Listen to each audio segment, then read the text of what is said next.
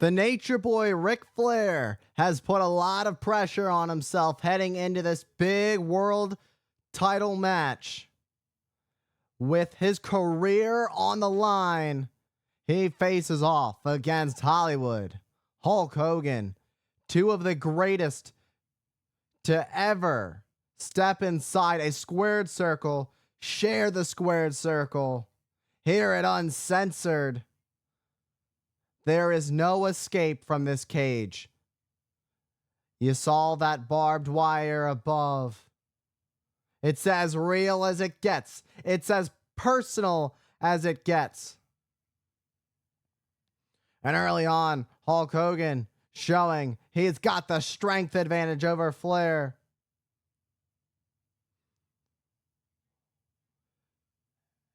And was it the last time that we saw the Nature Boy walk the aisle, strut with confidence? But the thing about this match is, and with Ric Flair, anytime the stakes have ever been high, Flair has always risen to the occasion. And I get that feeling that tonight might be no different. But it is a match that can go either way. Flair would love to leave as the world champion tonight. But not everything is in the playing cards. You have to play with the hand you're dealt. And right now, that's what Flair is doing. And Hulk Hogan found out that card, one of those cards, was a chop. And that's a nice card for Flair to be using against the Hulkster.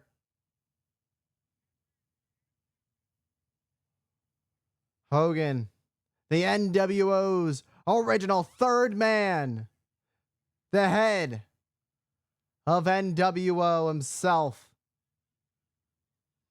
And Hogan taking down Flair. Every time Flair gets up, he gets knocked right back down by Hogan.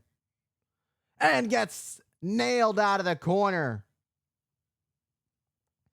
I've never seen so much ego in one ring before.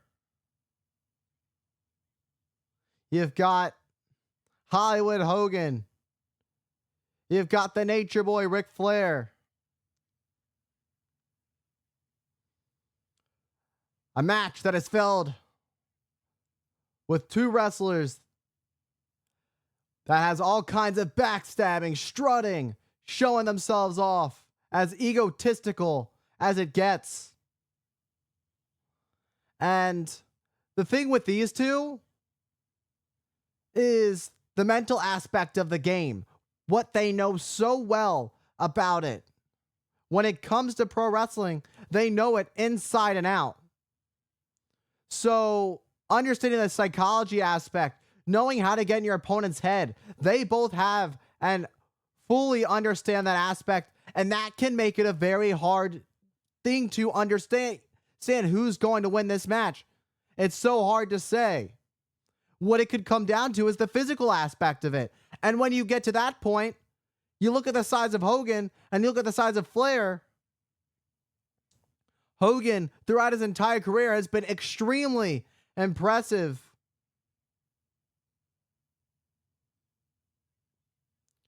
And what a shot by Hogan to Flair. And a clothesline. And Flair goes face first into the mat. Just when you thought that Flair was okay. Looking a little worse for wear. Hogan been in control now. Is Hogan? Oh no. Can you imagine if Hogan ended Ric Flair's career by making him tap out to his own submission?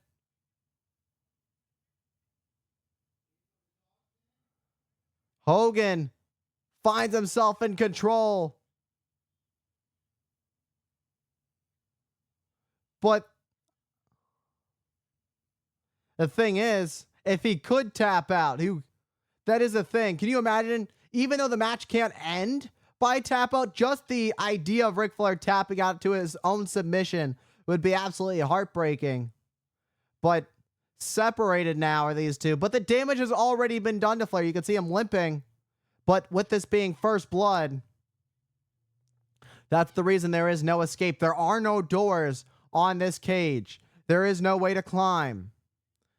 The only way out is by your opponent being the first to bleed.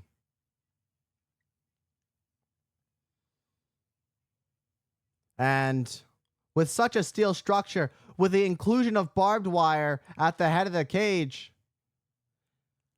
if you try to escape, it might backfire, and that could lead to first blood.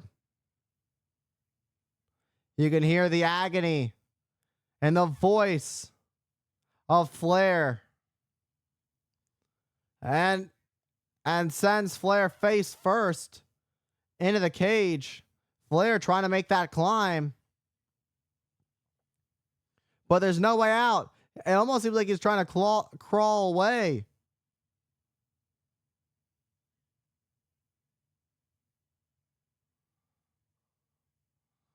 And it wouldn't be uncensored if the tights didn't go low. And a nice shot from Flair. Flair coming back with another one. But Hogan right back on the attack on the Nature Boy. Not letting Flair get anything. Oh! And that's not going to feel good for Flair. Hogan catwalking the ropes. Now this is smart. Try and bring the barbed wire into play as he rips some of it off. This is smart. This is how you just end it. Oh.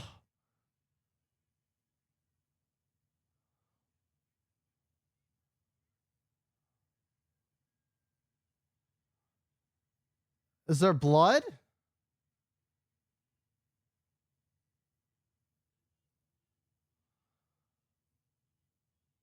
And Flair is all bloodied up.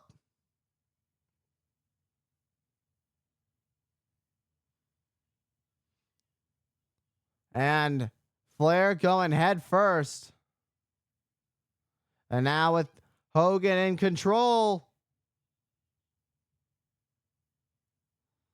And now setting Flair's face on the cage like a cheese grater. Just repeatedly slamming the Nature Boy face first into the cage. Even though it's first blood, this match is still going on. And again, Flair falls face first. Hogan taking it slow, enjoying every bit of watching the downfall of Flair's career, the end. And the big boot. And we know it comes next. And there it goes. The leg drop by Hogan. There's no pinfalls, though.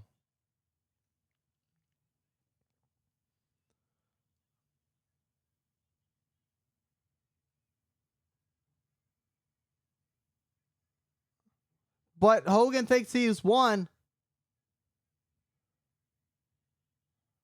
And what has Flair got? And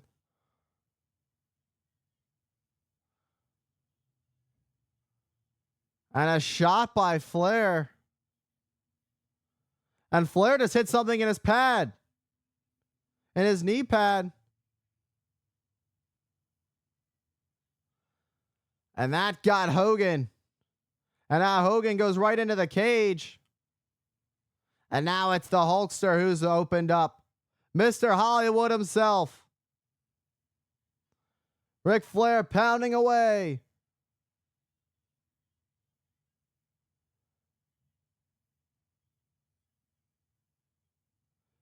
Flair's son, David, and his girlfriend walking out.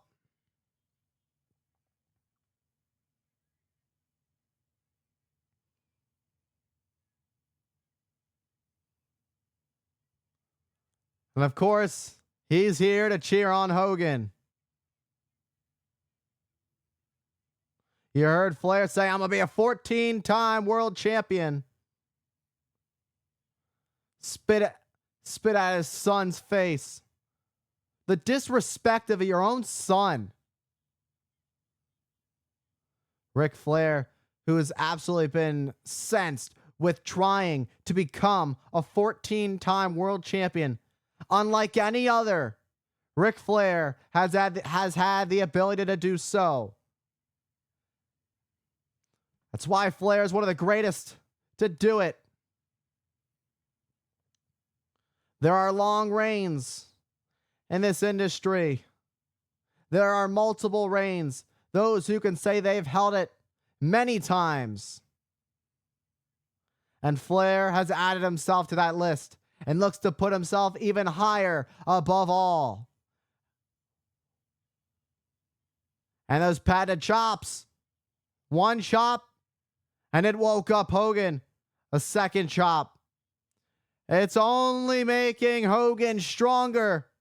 Sticks and stones may break my bones, but a chop is strengthening the power of Hollywood. Hulk Hogan. And he just broke through that last chop. And Flair realizes it could be over. Hollywood Hogan always keeps some energy left in the tank. Always has some reserve. And there's a leg drop. He's telling him to cover, but there's no covers. Flair kicked out. There's not supposed to be a cover in this match. Hogan's trying to override the rules on the fly. What is this?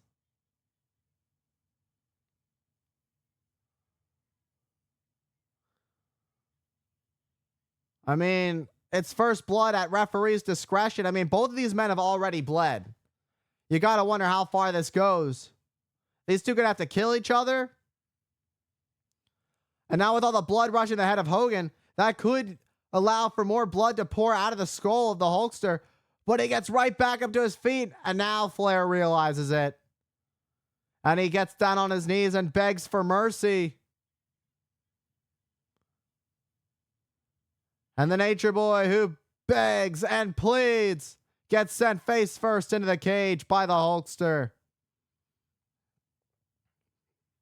And again into the cage he goes. And Hogan picks up Flair. Driving Flair like a battering ram head first in the cage, writhing in pain, is a 13-time world champion who can barely stand on his own 2 feet. These two have clashed time and time again, but if Hogan wins, it'll be the final time. Charles Robinson goes down.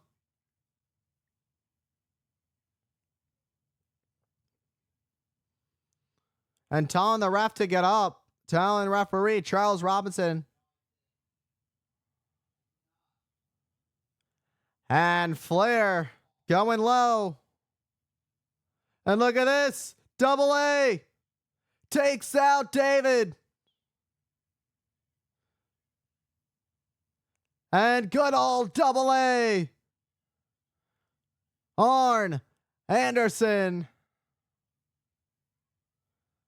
And now Flair, David Flair's girlfriend, is on the back of Arn Anderson.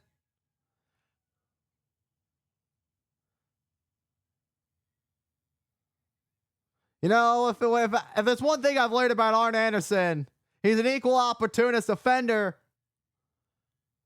And bow! Right in the skull of Hogan.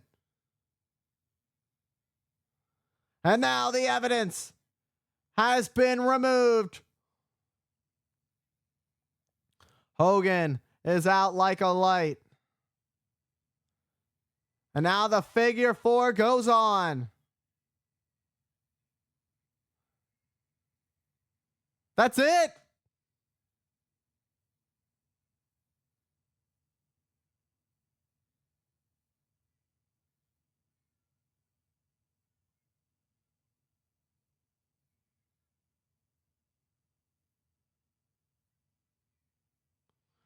14 times the Nature Boy has done it. Ric Flair, once again, the world's champion.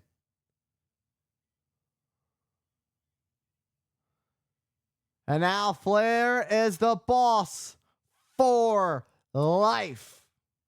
Kind of sounds familiar to his opponent. And now David Flair, ironically, going to check on Hogan. Forget that his father is a 14-time world champion. He doesn't want anything to do with his father for missing out on all those important milestones of his life, for being on the road as a professional wrestler. Instead, he checks on the Hulkster, but it doesn't matter because Flair is the brand new WCW Heavyweight Champion.